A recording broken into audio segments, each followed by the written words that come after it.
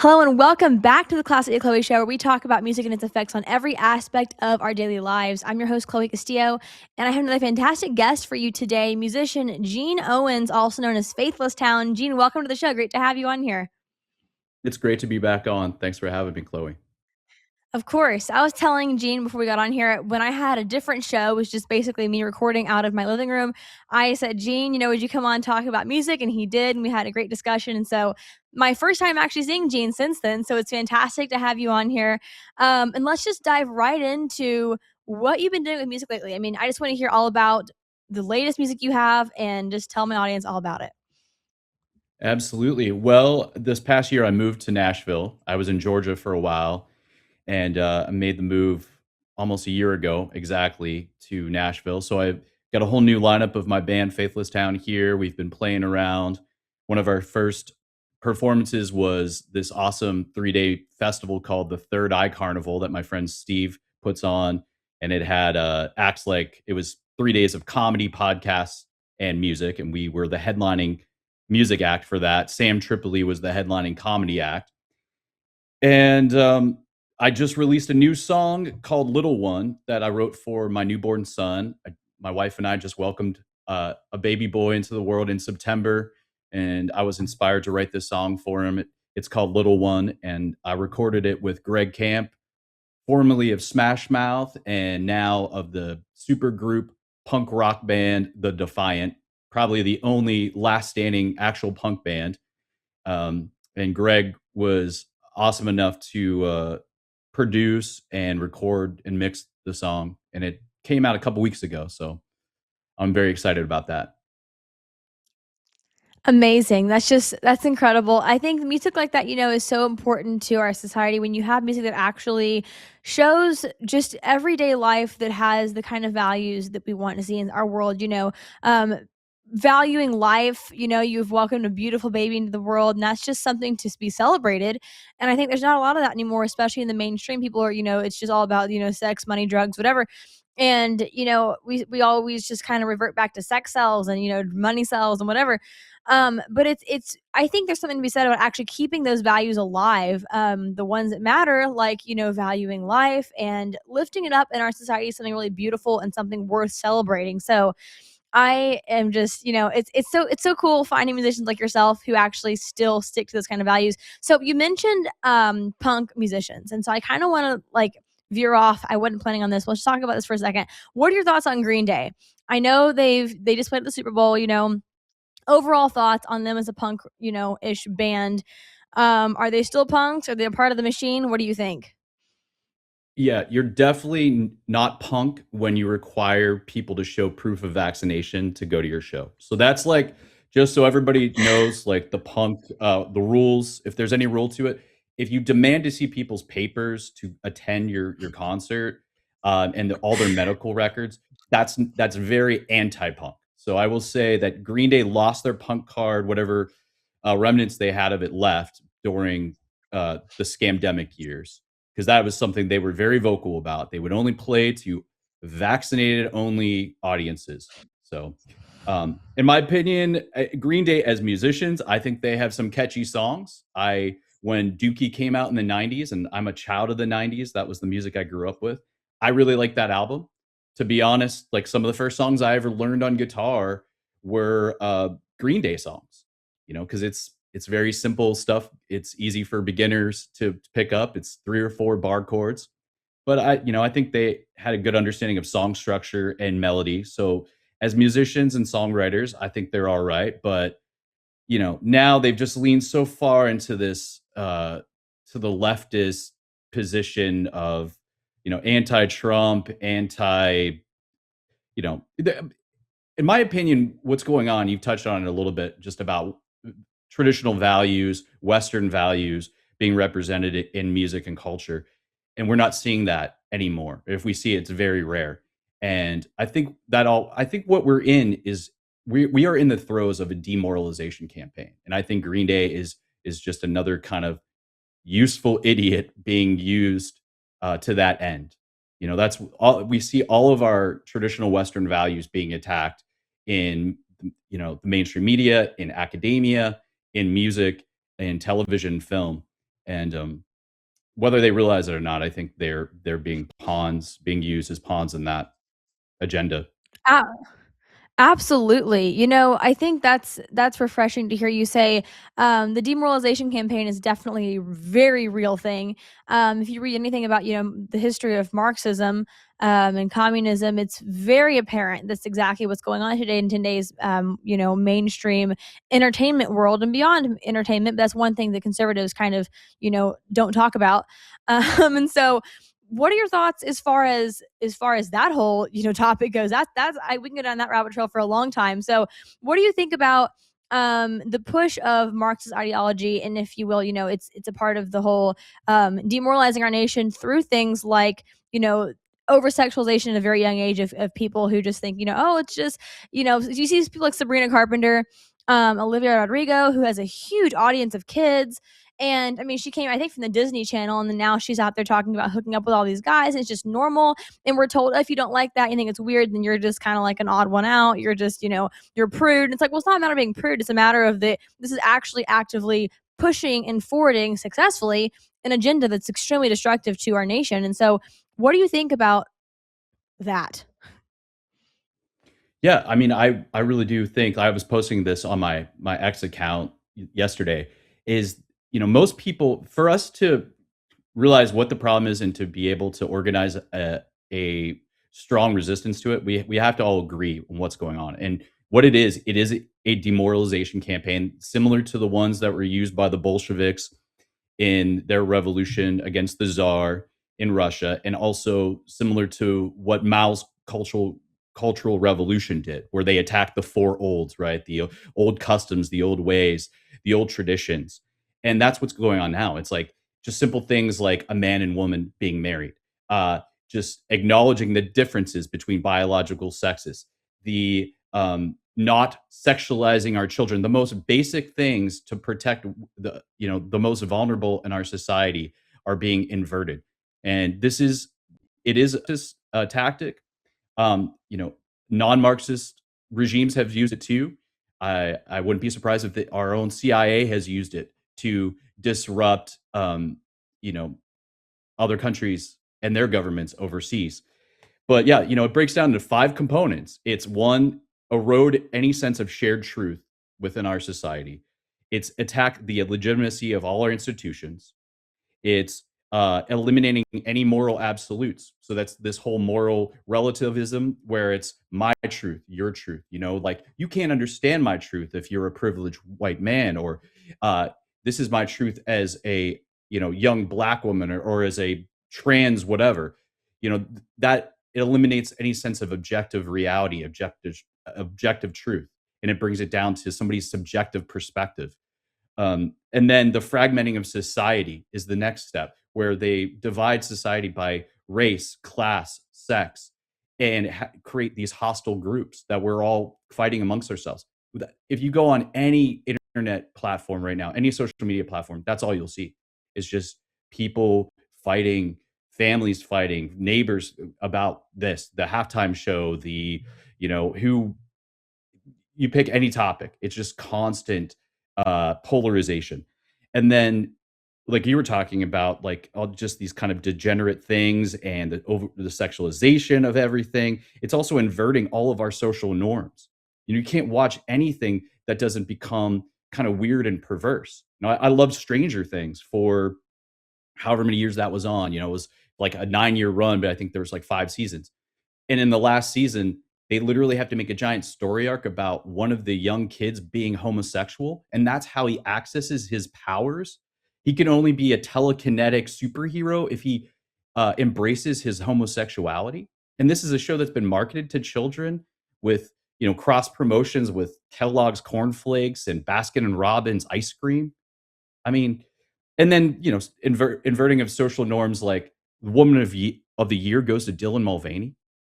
And so in the end, and then one last step to it is just psychological exhaustion, which is where I feel like a lot of us feel. We're just tired of it. It's constant outrage cycle.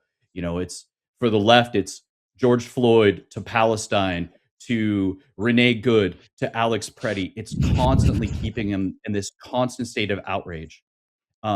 And the psychological effects of that is eventually people just disconnect, and at the end, they're just willing to accept any kind of stable order that's presented to them.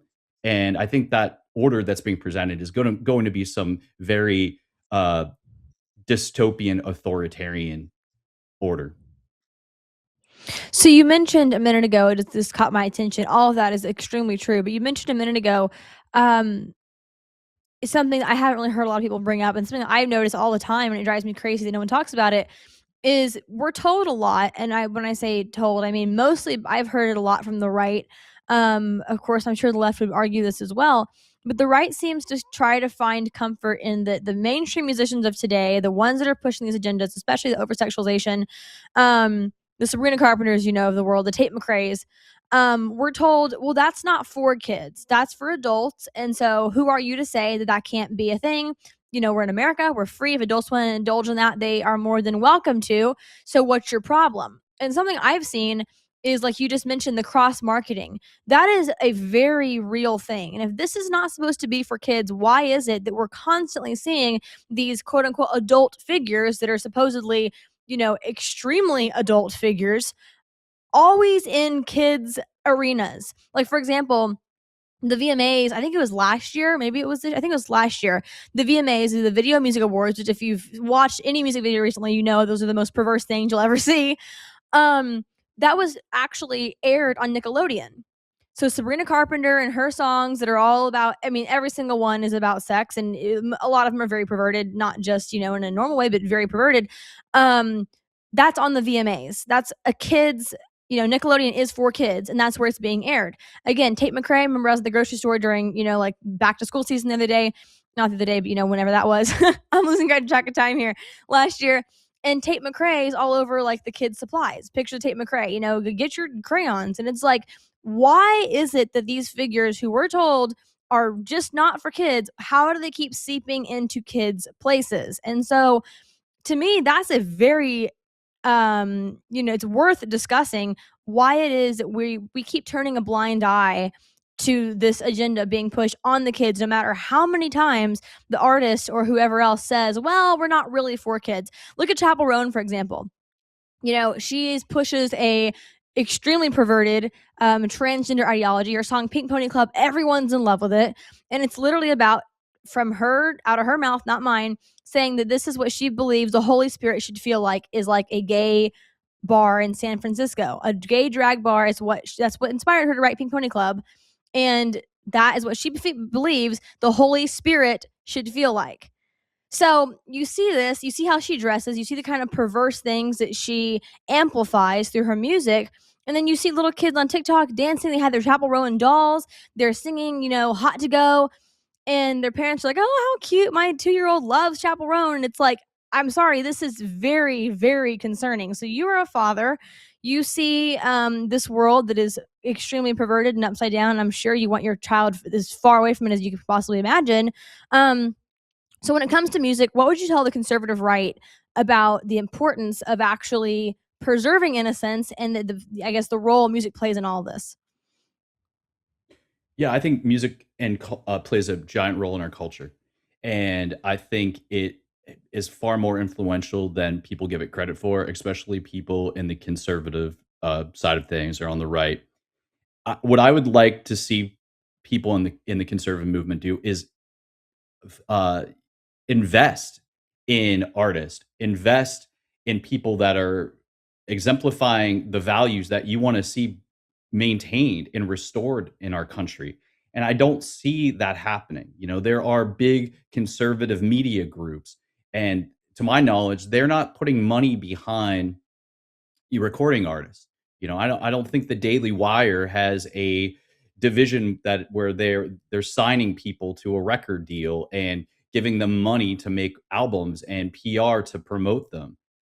I would like to see that happening. We need to create an alternative to, that demoralization campaign that is everywhere else. The same way that there needs to be an alternative to the Hollywood studio system that's putting out just this constant uh garbage that is full of this woke ideology where it's preaching to people. It's no longer interested in entertaining. It has an agenda behind it. The same way that these music artists like Chappelle Roan have an agenda behind what she's doing.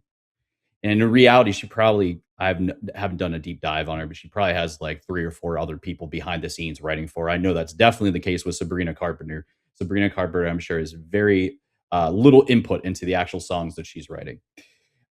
So that makes it even grosser, right? Because there's probably a bunch of guys behind the scenes writing this thing that's going to be very sexual about a young girl and being promoted to young people.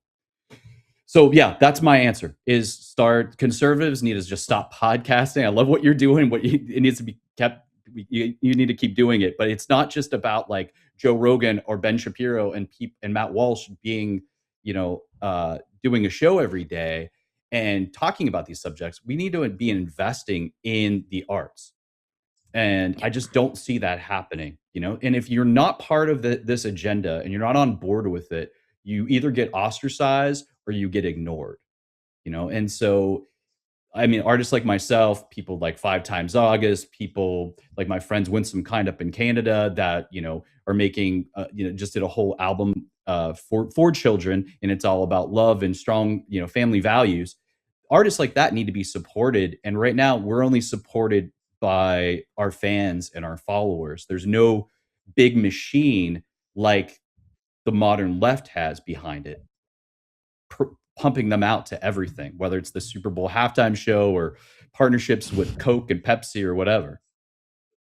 You're absolutely right. And you say the whole idea of, enough podcasts. I could not agree with you more as someone who has a podcast. I mean, absolutely. It's everyone's talking and not a lot's actually happening. And especially when it comes to art, you're right. There is no money behind this. And I just started a nonprofit organization, Make Music Right. I'm sure you've seen it.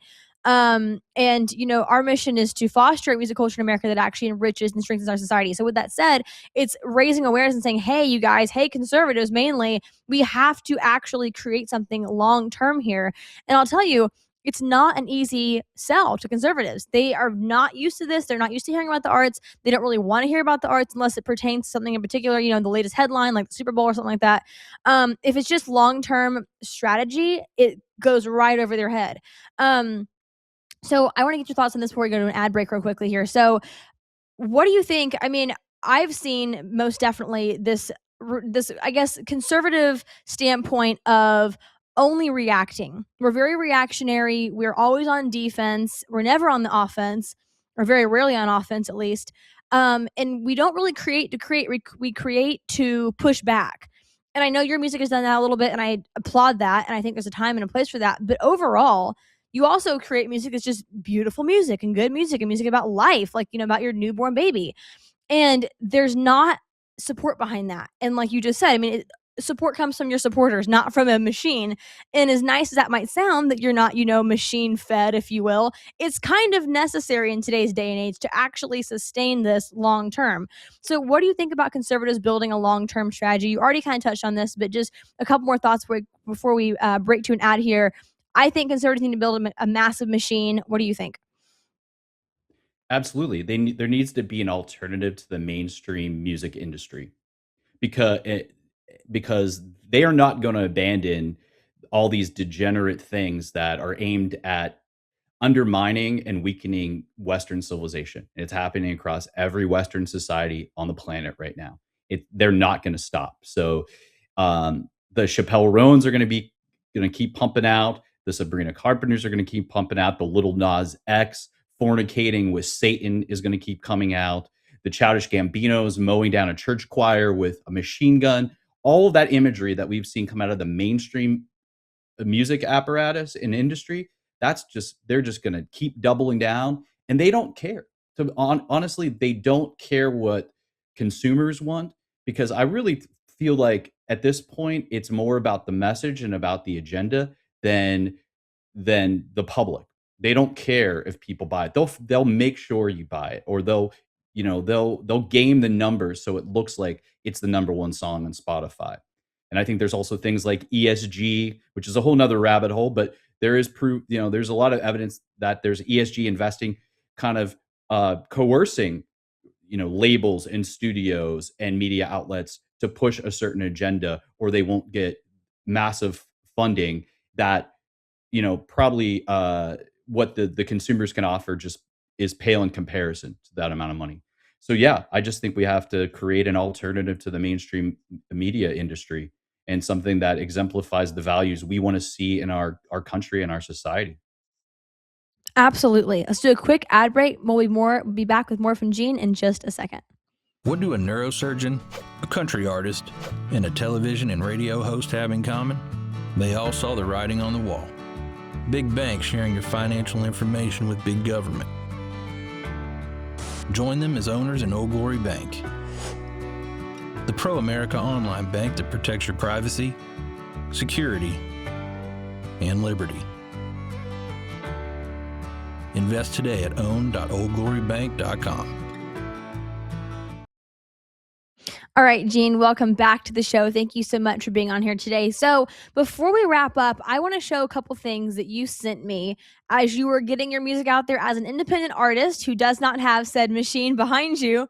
Let's take a look at exactly what it is that you guys are dealing with because absolute insanity. People say, oh, in the day and age of the internet, you can do whatever you want. You don't have to have a machine because the internet is so powerful. Independent artists can just make it on their own. And I have a super hard time believing that's actually legitimate. So let's pull up a couple things. I want you to kind of talk about them. So explain to my audience exactly what is going on here. So yeah, like you were saying, without a big team behind you pushing your stuff out to all music press and media, when you're do it yourself, you are doing it yourself. So I will sit and send hundreds of emails to music blogs and publications about my music. And one of these blogs, this I came across this was the band that was like the featured artist on the music blog's main page. And to me, it just summed up just so much of like what the indie world is right now.